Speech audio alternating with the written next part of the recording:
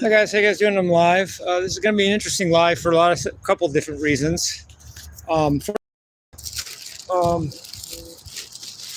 should have this in my hand already. I'm on the benches at the library, so that's a unique thing. I'm on my walk, but rather than be walking and do this, where I have to be going around traffic and walking by people and having cars go by and having all that, I decided to do the live just at the park bench on at the library. So it's quieter and I'm stable. I'm not stable, but stationary. I'm never stable, but I'm often stationary. No, this is going to be an interesting live. Just trust me. I have two different fronts to this live. First is the front of my favorite all-time sunglasses. These are the ones that my very good friend got these for me. And notice that they're rainbow colored and they're heart shaped. And I thought they'd last forever, and they almost did. But I have a rainbow shape. I have a rainbow colored rug, hippie rug, in my hippie room. And I was in the hippie room with these glasses, and I put them on my hippie rug, and then let that go.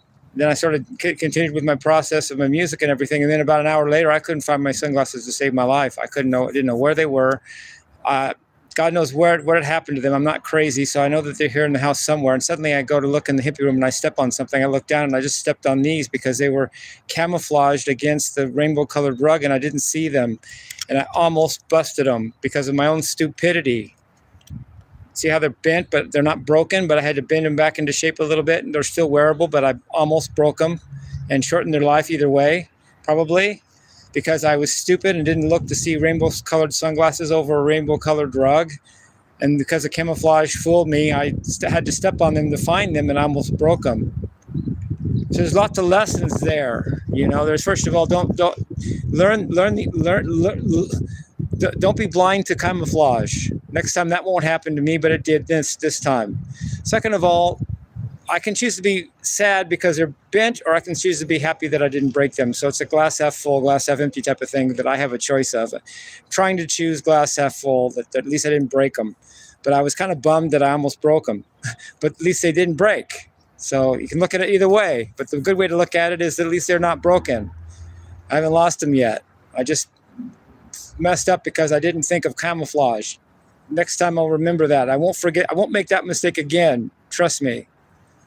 Trust me. I don't force. No. So I'm sorry to my friend that got these for me. I did not mean to do that, and it will not happen again because I know the trick of camouflage now. I'll do that first, in fact, next time. Not just rainbow camouflage, but any camouflage. If you're looking for, you just don't. Unexpected moves are hard to counter, says Bruce Lee. But once you expect them, they're no longer unexpected and they're no longer hard to counter. So that's the first thing. The second thing is musical, and trust me, this is just as good as that. It's the Frank Zappa song, "Easy Meat," with the classical thing, and I just about went nuts learning this. And then I did learn it on the third time, but I still didn't understand what the F had happened. So on my walk today, I analyzed it, and now I understand not only what the progressions are in that song, but why they work, how they relate to music theory, and how to do that on my own and control it, and then at the end of the day, how simple it is once you understand the theory of it. And it seems so hard, and it seems so over the top. Once you learn the theory and the why of it, that's what it is. And now I can do it. Anybody can do it, but I know I can.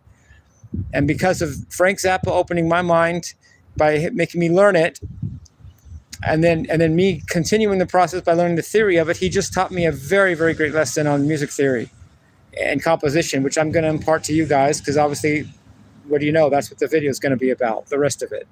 So now you guys get to hear the gist of what I learned.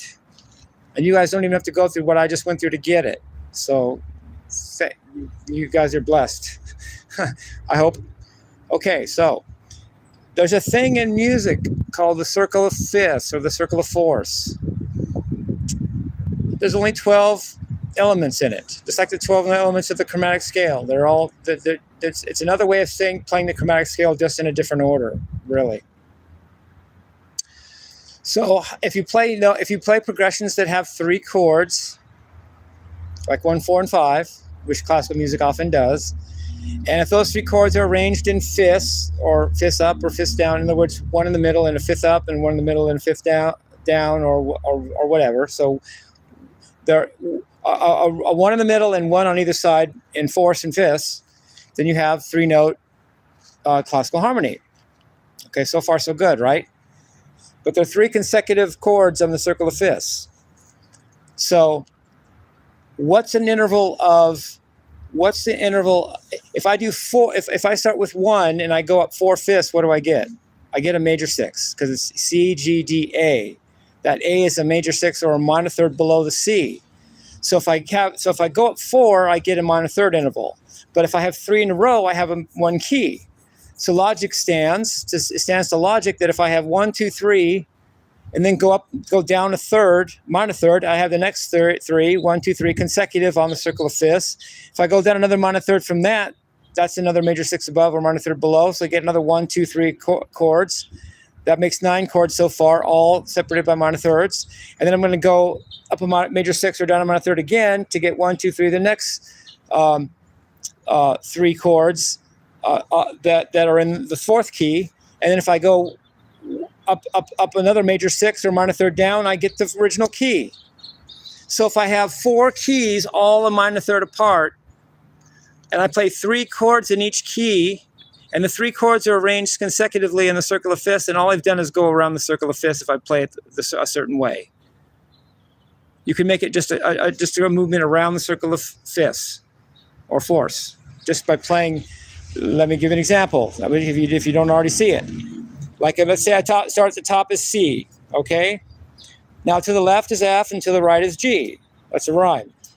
So if I start in the key of C and I go 4, 1, 5, that's F, C, G. Fair enough. Then if I go the minor third key below that is A, but that would be A major. And A major would be, if I do 4, 1, 5 in A major, that's D, A, E. So far I have F, C, G, D, A, E. So I've got 6 chords now that are straight along the circle of fifths just by doing all 3 chords in 2 keys, which is C and A. Now I'm going to go minor third below A, and I'll get F sharp. If I do the 4, 1, 5 in F sharp, I get C sharp, F sharp, and G sharp. Well, what do you know? I started with F, then C, then G, D, A, E, E. E. Let me start again. On F sharp, make sure I get this right. On F sharp, 4, 1, 5 is B, F sharp, C sharp. Okay, B, F sharp, C sharp. That's 4, 1, 5 in the key of F sharp.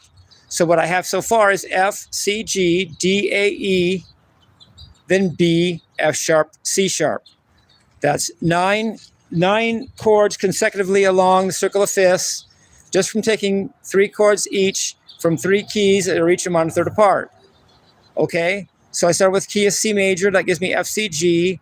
Then I go to A major, gives me A, B, C, D, A, E. Then I go to F sharp major, which gives me B, F sharp, C sharp. So now all I got to do now is go from F sharp. I'm going to go another minor third down, and that's going to be minor third down from F sharp. F sharp. D, D. C, A, F sharp, E, F sharp, E flat. Yeah, E flat. Okay, fine. The music genius. A minor third below F sharp is E flat.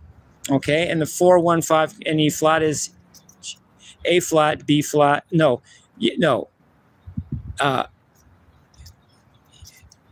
A flat, E flat, B flat.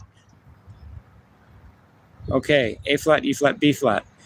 And if I play that along, so now, if I play the 3 major chords in and as 415, and C, key of C major, key of A major, key of F sharp major, and key of B flat major. So far I've got all 12 chords in music, just going down in fourths or up in fifths around the circle of fifths. So I started with the key of C, that's F, C, G, and then I went to the key of A, which was D, A, E. Then I went to the key of F sharp, which is B, F sharp, C sharp. Then I went to the key of E flat, which was A flat, E flat, B flat. And then if I go back down another minor third down below E flat, I get the key of C again. And then if I do 4, 1, 5 and C, that's F, C, G. You can see I've gone all the way around the circle of fifths. Only I've gone up in fifths or down in fourths because I went 4, 1, 5 instead of 5, 1, 4.